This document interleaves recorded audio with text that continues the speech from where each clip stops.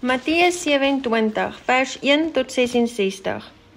En toe dit dag geword het al die owerpriesters en die ouderlinge van die volk saam raad gehou teen Jesus om hom dood te maak.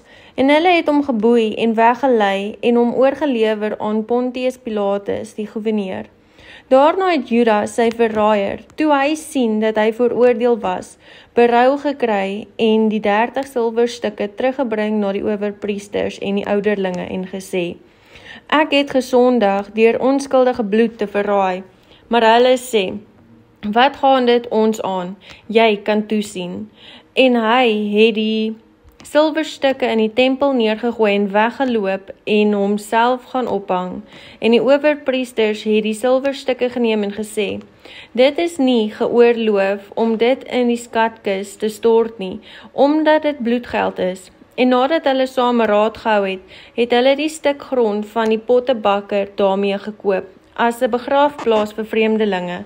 Daarom is die stuk grond genoem bloedgrond tot vandag toe. Toe is vervul wat gespreek is deur Jeremia die profeet, toe hy gesê het: En hulle het die 30 silwerstukke geneem, die prys van die gewaardeerde, wat hulle gewaardeer het vanweë die kinders van Israel, en hulle het dit gegee vir die grond van die pottebakker, soos die Here my beveel het. En Jesus het voor die goewerneur gestaan, en die goewerneur het hom die vraag gestel en gesê: Is u die koning van die Jode? En Jesus antwoord hom: U sê dit. En terwyl hy deur die owerpriesters en die ouderlinge beskuldig word, het hy niks geantwoord nie. Toe sê Pilatus vir hom: Hoor u nie hoe baie dinge hulle teen u getuig nie? En hy het hom op geen enkele woord geantwoord nie, sodat die goewerneur hom baie verwonder het. En op die fees was die goewerneur gewoond om een gevangene, die een wat hulle wou hê, vir die skare los te laat. En in daardie tyd het hulle 'n berugte gevangene gehad met die naam van Barabbas. Nadat hulle dan byeengekom het, sê Pilatus vir hulle: Wie wil julle hê moet ek vir julle loslaat? Barabbas of Jesus wat genoem word Christus? Want hy het geweet dat hulle hom uit nydigheid oorgelewer het. En terwyl hy op die regbank sit, het sy vrou na hom gestuur en gesê: Moet tog niks te doen hê met die regverdige man nie, want ek het vandag in 'n droom baie gelei om sy ontwil. Maar die owerpriesters en die ouderlinge het die skare oorgehaal, dat hulle Barabbas moes begeer en Jesus ombring. Toe antwoord die goewerneur en sê vir hulle: Wie van die twee wil julle hê moet ek vir julle loslaat? En hulle antwoord: Barabbas. Pilatus sê vir hulle: Wat moet ek dan doen met Jesus wat genoem word Christus? Hulle sê almal vir hom: Laat hom gekruisig word. En die goewerneur sê: Watter kwaad het hy dan gedoen? Maar hulle skree nog harder en sê: Laat hom gekruisig word. En toe Pilatus sien dat niks help nie, maar dat daar eerder 'n oproer kom, het hy water geneem en sy hande voor die skare gewas en gesê: Ek is onskuldig aan die bloed van hierdie regverdige man. Julle kan toesien. En die hele volk antwoord en sê: Laat sy bloed op ons en op ons kinders kom. Toe laat hy vir hulle Barabbas los, maar Jesus het hy laat gesel en oorgelewer om gekruisig te word. Daarop neem die soldate van die goewerneur Jesus met hulle saam in die goewerneur se paleis en bring die hele leerafdeling teen hom bymekaar. Toe trek hulle sy klere uit en werp 'n rooi mantel om hom, en hulle vleg 'n kroon van doring en sit dit op sy hoof, en 'n riet in sy regterhand. En hulle val op hulle knieë voor hom en bespot hom en sê: Wees gegroet, koning van die Jode. En hulle spoeg op hom en neem die riet en slaan hom op sy hoof. En nadat hulle hom bespot het, trek hulle hom die mantel uit en trek hom sy klere aan en lei hom weg om gekruisig te word. En toe hulle uitgaan, kry hulle 'n man van Sirene met die naam van Simon. Hom het hulle gedwing om sy kruis te dra, en hulle het gekom op 'n plek wat Golgotha genoem word. Dit beteken plek van die hoofskedel, en vir hom asyn met gal gemeng, gegee om te drink. En toe hy dit proe, wou hy nie drink nie.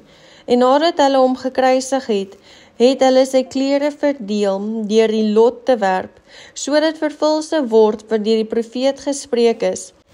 Hulle het my klere onder mekaar verdeel en oor my gewaad die lot gewerp, en hulle het gaan sit en hom daar bewaak, en bokant sy hoof het hulle sy beskuldiging in skrif opgestel. Dit is Jesus, die koning van die Jode. Toe word daar saam met hom 2 rowers gekruisig, een aan die regter en een aan die linkerkant, en die verbygangers het hom gesmaad, terwyl hulle hul hoofde skud en sê, U wat die tempel afbreek en in 3 dae opbou, red U self. As U die seun van God is, kom af van die kruis. En so het hulle die owerpriesters saam met die skrifgeleerders en ouderlinge gespot en gesê, ander het hy verlos, homself kan hy nie verlos nie. As hy die koning van Israel is, laat hom nou van die kruis afkom, en ons sal in hom glo. Hy het op God vertrou, laat hom nou verlos as hy behaag in hom het. Want hy het gesê, ek is die seun van God. En op dieselfde manier het die rowers wat saam hom gekruisig was, hom ook beledig. En van die 6de uur af het daar duisternis gekom oor die hele aarde tot die 9de uur toe.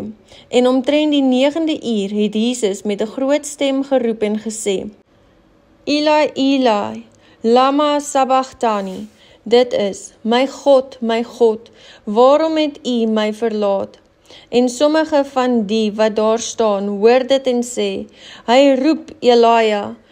Toe hardloop daar dadelik een van hulle en neem 'n spons en maak dit vol asyn en sit dit op 'n riet en laat hom drink.